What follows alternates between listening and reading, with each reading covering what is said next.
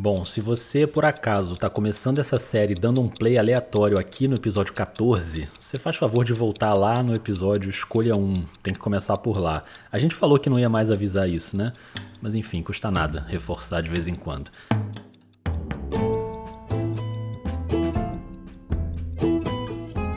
Agora, se você está aqui seguindo as escolhas direitinho, então você está aqui porque você optou por manter fechado no paywall o conteúdo de interesse público do seu veículo. Ou seja, agora você também só vai poder ouvir esse episódio se você for assinante do Vida de Jornalista. Pode inserir aí a sua senha. Não, mentira.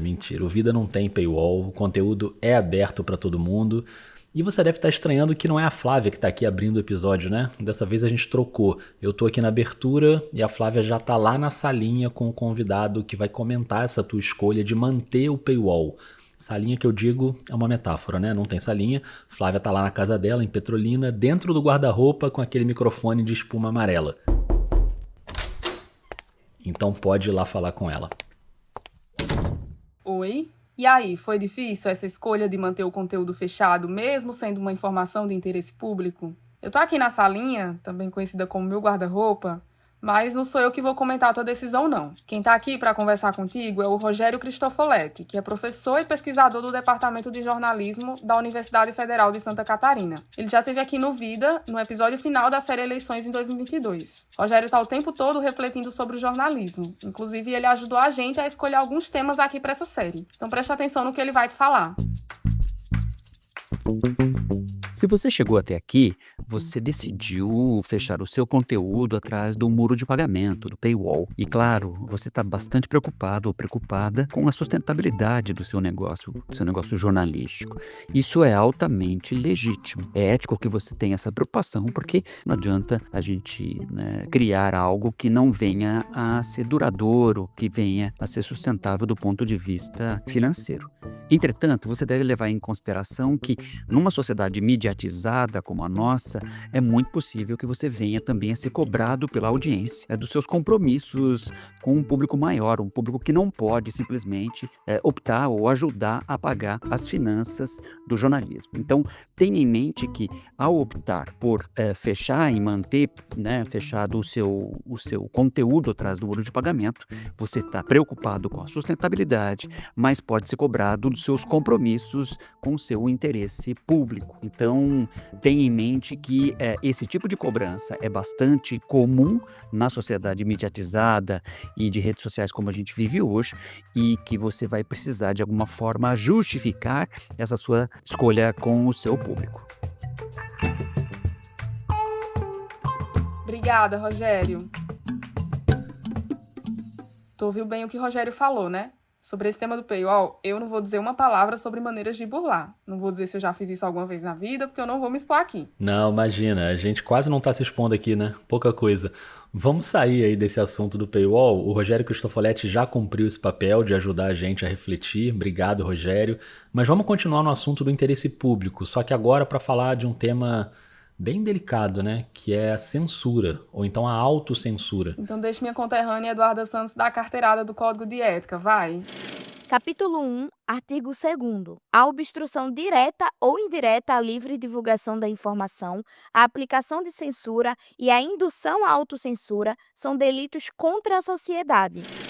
Bom, é claro que o Código de Ética dos Jornalistas não admite censura, e a gente pode falar tanto daquela censura oficial de governos, né, como na época da ditadura, ou do judiciário, como continua acontecendo até hoje. Recentemente, veículos aí como a Agência Pública e o Intercept Brasil tiveram reportagens censuradas, mas também tem a autocensura interna, que geralmente é uma censura por motivos econômicos, né, para não ferir o interesse de algum anunciante, de algum parceiro. A escolha desse episódio tem a ver com isso. Mas antes, Flávia, eu queria me expor de novo aqui e contar mais uma historinha que aconteceu comigo nos tempos do Jornal do Brasil. Você permite? Por favor, com certeza. Então, meu pedido de demissão do Jornal do Brasil teve a ver com censura interna. Era um momento que o jornal já estava numa crise econômica muito forte e basicamente o único anunciante do jornal era o governo do estado do Rio de Janeiro na época. Eu era editor de política e aí estava rolando a campanha eleitoral e um belo dia o repórter da minha equipe chegou da rua com uma denúncia de uma campanha ilegal que estava sendo feita pelo partido do governo.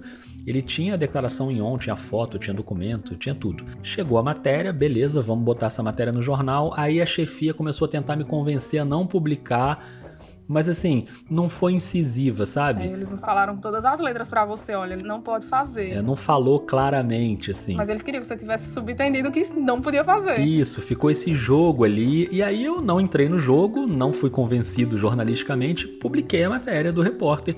Ela não teve uma chamada na capa do jornal, mas ela saiu. No dia seguinte, aí o governador ligou pro executivo do jornal lá, que era amigo dele, e aí o cara botou o cargo à disposição, e foi um caos na redação. E aí a chefia do jornal me chamou numa sala e falou que daquele momento até a eleição, a gente não ia poder dar nenhuma linha contra os candidatos do governo, né, o partido do governo. E aí não tinha como, aí eu pedi demissão, não tem como ser editor de política com uma recomendação dessa, né? Todo jornal, todo veículo tem as suas questões econômicas ali, eu entendi, mas não dava. E aí eu ainda fiquei um tempo, tirei umas férias ali que estavam pra vencer, pediram pra eu ficar um tempo, voltei, mas enfim, como aquela decisão não mudou, eu acabei depois pedindo demissão mesmo, depois de quase 8 anos de jornal. Tudo tá errado nessa história, é impressionante. Tudo errado, tá tudo errado nessa história e acabou assim, sendo o fim de um período muito, muito bom pra mim, né, que eu tenho muitas boas lembranças, mas terminou desse jeito ruim, né, no Jornal do Brasil.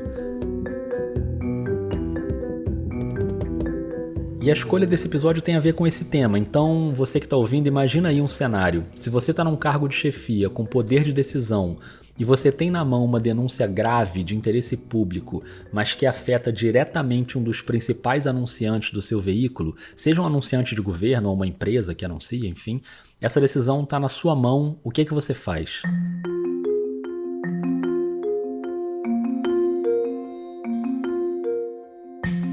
Você banca a publicação da reportagem em nome do interesse público, mesmo sabendo que isso pode gerar uma crise com aquele anunciante, que pode até romper com o seu veículo, isso pode ter um impacto financeiro no veículo.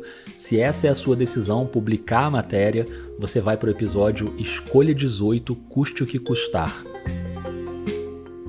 Mas se mesmo sabendo que é uma denúncia grave de interesse público, você decide não publicar a matéria para não prejudicar a relação do veículo com o anunciante, aí você vai para o episódio Escolha 20, melhor evitar. E aí, é fácil ou é difícil essa escolha? Se você publica a matéria contra o seu anunciante, é escolha 18. Se você não publica a matéria, é escolha 20.